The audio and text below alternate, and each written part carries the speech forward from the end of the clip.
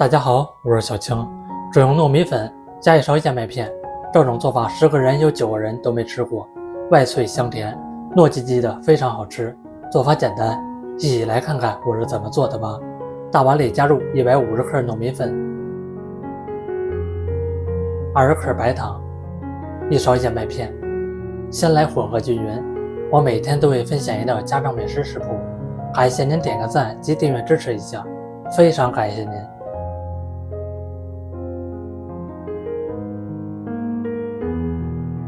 再加入150克常溫水，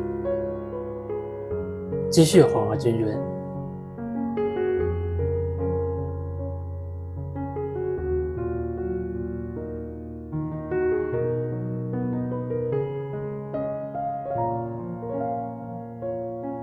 準備一個平底鍋，加入一點食用油，刷均匀。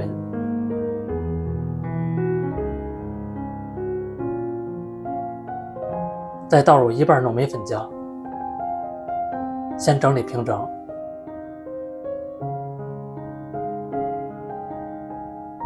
再撒入一層蜜紅豆，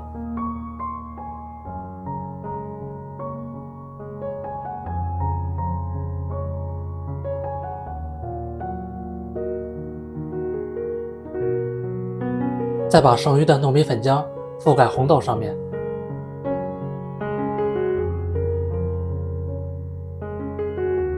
再整理平整，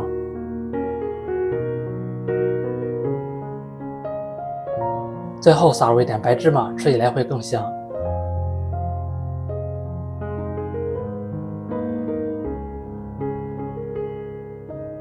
開啟最小火慢慢煎，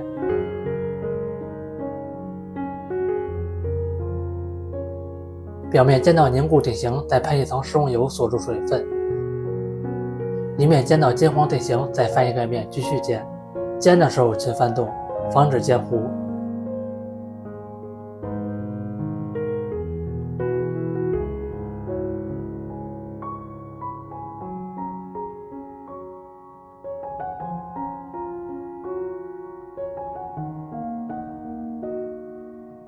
全程大概煎10分鐘左右，把兩面都煎到金黃酥脆的樣子就可以了。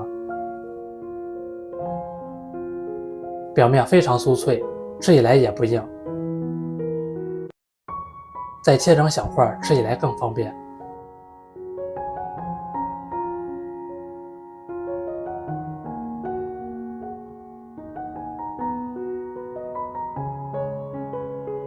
這樣做出來的燕麥紅豆糯米餅是不是很簡單？